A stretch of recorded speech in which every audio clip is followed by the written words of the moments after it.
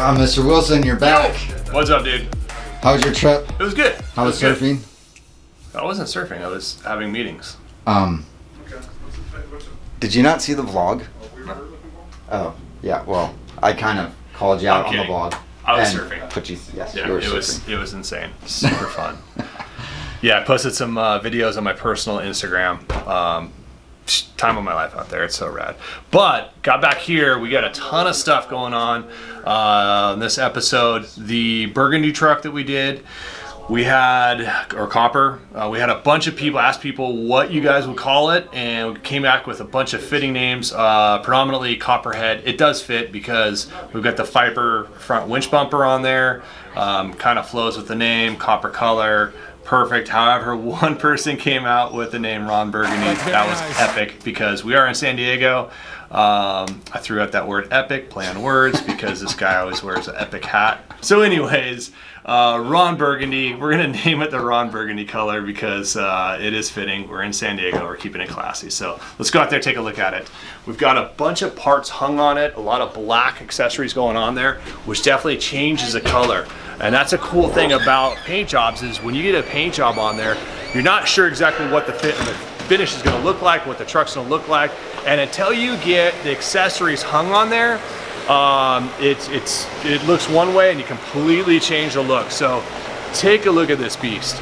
We've got some the brush guard on there, the Viper front winch bumper, the hood scoop. We've got, let me see, the airlift hooks are on there, the gaskets are on, and you can see it looks completely different. It's an awesome truck. Let me see if we can. Just seeing it like this though, from what I saw it last week, and now seeing the brush guard and all these accessories on here, oh, it's such a world of a difference. Oh yeah, night and day difference. And that's just the accessories going on. You get some black parts on there and it looks completely different. I mean, it was definitely looked more like a Street Queen before. I mean, it was a very classy color, something that you would see on like maybe an older Cadillac, you know? Your grandfather's Cadillac. But now with the black accessories on here, it looks rugged, it looks mean, it looks like a ton of off-road capability, which it does have, of course, but it's completely different. I agree, it's awesome. So yeah, let's do a quick walk around on this guy. Yeah, Randy even quoted that too when I was talking with him last time. He said, this thing with all the black accessories will really just turn it around and make it just really pop and come out. You're paying attention to Randy? Yeah. Yeah, Randy actually like got the on first camera. Person that pays attention to Randy. I know. Yeah. Look at, he's back there. I'm just kidding, Randy. There's Randy. We love you, There's Dazzle. Randy. No. I'm just kidding. We love Dazzle. So anyways, got a ton of LED lights on here. The bumpers on here, brush guard. The winch is not in place. That's kind of a cool feature.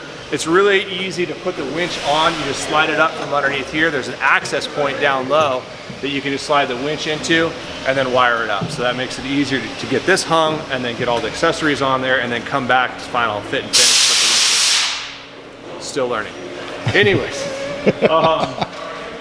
rims and tires obviously aren't on. When those guys go on, this truck is gonna look insane. Windshields, unfortunately, are back ordered right now. No, I take that back. Originally has the standard windshields versus the heated windshields. So a little tech tip on this. Heated windshields make a huge difference. And you would think like heated windshields ideally in like snow conditions, which I have had snow pack up on my windshield. I had an old 93 and I literally couldn't see. I had to pull over and knock off all the snowpack as it's dumping snow up in the local mountains. It was a nightmare. Years later, I ran the heated windshields. I hit the button on. It literally melted the snow. It kind of melted in between the snowpack that was building against the windshield. And so I go around a corner and everything that was building up down low would just sheet off the truck. So it's great in snow conditions. However, and more importantly, it works really, really well in changing temperature. So if you got colder morning and the windshield start to fog up, you hit that heated windshield button and it defogs the whole windshield. So huge difference. Drawback is they can get kind of pricey. Having that variance there does make it worthwhile to put those in there. Wait, so what is this thing that we have hanging right here? So yeah, this is our new AC system. full floating AC. It's actually suspended suspension system on there, centrally mounted, so it actually cools the whole cab a little bit more efficiently. I'm kidding. I mean, didn't the Humvees kind of have something similar, but it was just on the back portion? No. Yeah. Yeah, they did. Yeah. I just like to tell Jason he's wrong all the time. I know. But yeah, they're just pulling it up out of the way to put on the soundproofing. So guys are putting in soundproofing, putting in a couple layers of it. They got some other stuff that's going on top of this as well. And then interior is going to be going in shortly. The interior, I think, is all wrapped up from Roy. Maybe we can go upstairs and take a look and see what he has done. I think he's working on some Recaro seats too. Recaros do awesome work, awesome quality material, but oftentimes our customers are looking for something unique, something different. So we take the Recaro seats, strip them all down, do different patterns, different colors, higher quality materials, really like whatever you want to do. And I think that's what he's working on today. And I believe, hey, Randy, is all the interior done on this guy? Yeah, everything but the seats. Okay. I don't know what, I haven't seen it yet. Maybe he's working on the seats right now. Well, why don't we go up there and find out? Yeah, let's go find out. Let's go. All right.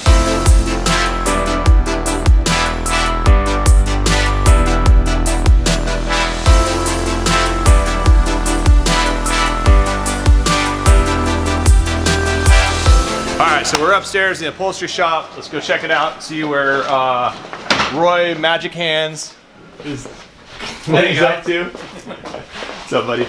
So, what are we working on here? This one I'm making a design on the biscuit design like we did on the door panels. And I'm making two designs on this one. So I think this one, it fits better. I mean, it looks better on it. Yeah, This one is too small. Yeah, so yeah, so oftentimes what Roy does is he'll do a couple different patterns like you see here. Smaller squares and then larger squares, and then see which one looks better on the truck. And I agree with you, buddy. The bigger ones do look better. It's gonna be here from here to here. Oh, nice. Okay. And then what are you doing right here?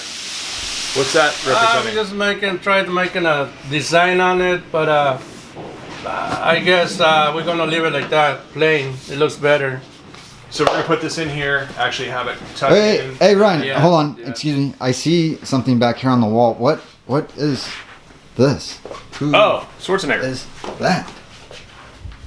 Is that the governor? He's getting a little dusty there. Oh, is that you and the governor? Yeah. Wait, is that him again over there? Yeah, the governor. He had came out here when he was a governor. Super cool guy. It was rad. He came in, had his motorcade in, shut down the whole block. Really, really like down to earth guy. We took a ride in the Hummer. He drove one of the Hummers that we converted. Went out, drove around town a little bit. It was kind of fun too because we had like full police escort, black cars all over the place. They're jumping out in front of him, blocking off intersections, and we're doing U-turns whenever we wanted to. Just super cool.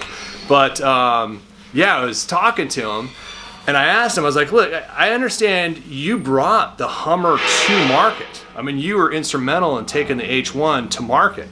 And said, tell me about that. What happened? He's like, oh, no, it was really cool. He's like, I saw the Hummer, the Humvee at the time, in the Gulf War. And I saw it. I was like, you know what?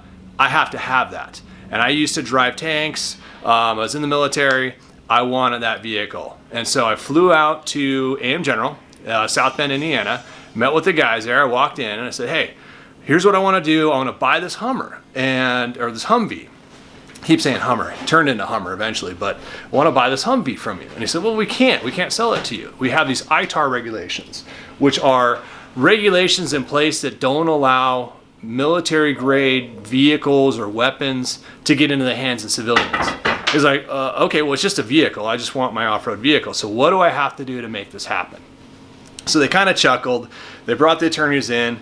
They talked about it and said, okay, well, you'd actually have to have the U.S. government sign off stating that we will release this vehicle to you, literally like changing the ITAR regulations. So he said, okay, cool, write that up for me and I'll go have them sign it. And so they kind of laughed again. And he's like, they didn't think I was serious, Ryan. And I was like, well, I obviously know that you're serious now because they're out there. He said, I got my paperwork. I said, I'll be back tomorrow. He flew out. Wait, how did he say it? I'll be back. So he said, I'll be back tomorrow. Flew out, like legit said that. It was pretty cool. Flew out to DC. And he's like, yeah, I went in there, went over to my friend. I said, okay, here's what I got going on. I want to do this regulation change. Just sign this piece of paper for me. And I went, oh, hold on. Who's your friend? He goes, oh, that was Colin Powell. I'm like, of course it's Colin Powell. You know, who wouldn't it be? So he talked to him. He said, hey, this is great for America. This is like an American icon, kind of like the Harley. We need this release. It's good for business, good for the economy. It'll help out. We got to do this. And so he looked over it, signed off on it, flew back to South Bend, Indiana the next day, handed him the piece of paper, and he said these guys were kind of surprised that he showed up with the piece of paper, and they went downstairs and picked out his first Humvee. So kind of a cool story on how it was released. We actually had his truck in the shop here once, the first legit Humvee that was actually the first and only Humvee that was ever released to civilian, directly to a civilian. Now granted, you have Humvees rolling around now that were just released through Dermo, but that was released from AM General directly to Arnold Schwarzenegger. So pretty cool story. That's kind of how the Hummer came around.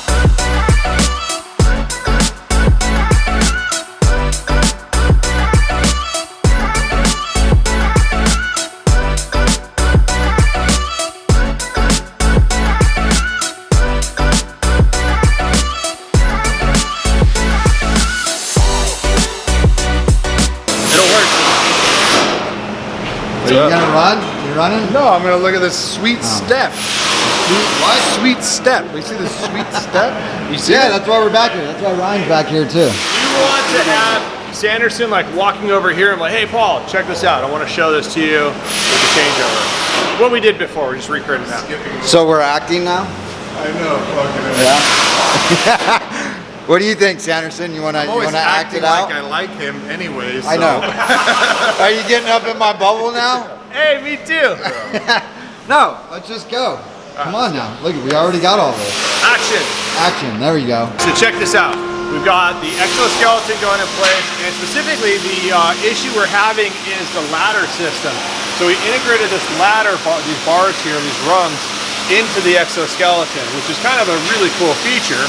The catch to it is we've got two different angles going on here. The bumper angle is offset at, I don't know, maybe a 25, 30 degree angle across here. Where this, we had to do the ladder rungs at a 90 degree bend across here. The reason for that is to clear the cage coming off so we can powder coat the cage separately and put it back on. This whole cage has to move forward about a ½ inch to an inch and then lift up and get removed. So if we came across or recreated the tube design at that angle that would look better with this guy, with the bumper, the issue is that we would catch this area right here and we couldn't remove the cage. So what we did was we did this quick little sample here as a test piece. I'm not sure exactly how it's going to look on the truck because it is different. You have the full roll cage exoskeleton in the tube design, which we know this is pretty much going to look good. But we weren't sure about this guy.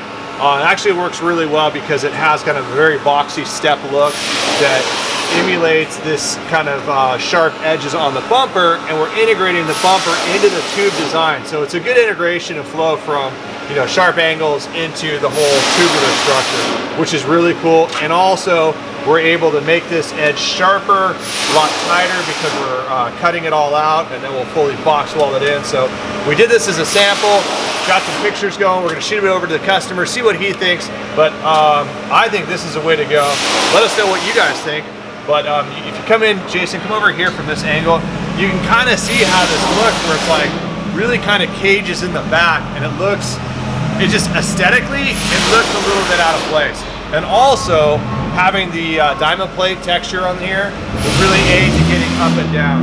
Another thing that we thought of was just going straight across, kind of cutting this whole foot step off. And if you take a look at Mel's bumper in one of, I don't know, 3 or 4 episodes ago, we did that integrated step here, which we're gonna do again on this one, but we came out, it kind of protruded out, so it had a little angular look. We're gonna continue that on in the step bumper here. We're gonna do the same up here, so I think it's a cool design. It's awesome. A lot more work though. I mean, I could say I could see like an extra 10 hours just building these steps right here. But at this level, it's an insane build. It's got to be done right. So we shot over pictures. Hopefully we get the okay, because I think this is the way to go with it.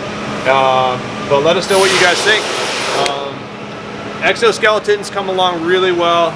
Give you kind of a rundown here. Josh is over here taking it all up.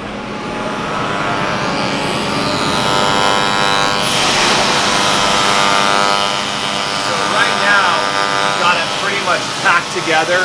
The whole cage is tacked. It's strong. He can definitely get out there, walk around on it, but it's not quite strong enough to remove the cage. So he's going to go through here, TIG up as much as he can, then we'll pull it off, and then we'll TIG up the rest of it. When I say TIG, it's TIG welding. It's a little bit different from MIG welding. Those are two normal processes that we do here. TIG welding is a lot more precise. You're literally melting the metal together and adding a little filler rod. It's kind of a very artistic approach to welding. The MIG welding is a lot easier. It's faster, just as strong, but it's a bigger, fatter weld on there. Both are great. TIG welding just takes way longer. I mean, what are you talking about as far as time difference between TIG and MIG on this thing if you were to MIG it? Well, with TIG welding, you have in the torch a piece of tungsten, which is what the arc comes out of the TIG weld and melt the metal. Now occasionally you got to sharpen it. If you accidentally dip it into the material, it'll dull it up and it'll get a little ball, and you got to resharpen it, so you got to pull it out, walk away from what you're doing, sharpen it, come back. So that adds a lot of time. And then TIG welding is also just a little bit slower because you're doing two separate functions, or three I guess, 2 hands and 1 foot going around the tube. You just got to make sure you take your time so the weld comes out nice and clean and pretty. So as opposed to MIG welding where you kind of point and shoot, it's a lot easier to get a nice weld. And also going from this to the older technology on the TIG welders, it's a huge difference. So you can get a lot cleaner TIG weld with the new Dynasty. It runs awesome. We got this system in here, I think 3 or 4 years ago or so. And once we did, literally every TIG welder that was back here came running up like, check this out, check out this new bead, blah, blah, blah. They're just super excited. So technology does play a big factor in the quality. But if you're at home playing around with the MIG, that's the way to go. Super fun, super easy, you do all kinds of stuff with it. And you can get cheaper ones too. You don't have to get the professional $2,000 one. You can get something that's, $1,000 or something. Yeah, that's kind of the difference. What about timing, just for reference? I mean, how long would it take to weld this whole thing up and MIG weld? Well, because there are so many mounting points and the mounting points need to have a pretty tight tolerance, you do have to spend a little bit more time than you normally would welding, say, a brush guard, because you don't want anything to warp or pull too much. Because if you pull it off and then finish welding and it pulls, it's not going to go back on the same way. So you do got to take your time a little bit, keep the whole thing cooler. But as opposed from MIG welding to TIG welding, maybe a day about time difference. Yeah, so we're talking 10 extra hours of just welding. 10 hours. That's a lot of extra time. So big difference there, but the quality is there. I mean, it's what is done on all roll cages, professional roll cages, race cages, and so forth. So this whole cage system is definitely over the top, and we're finishing it off correctly. Yeah. You better get back to it, man. You got a lot of welding to do. Oh yeah, be up here for a while.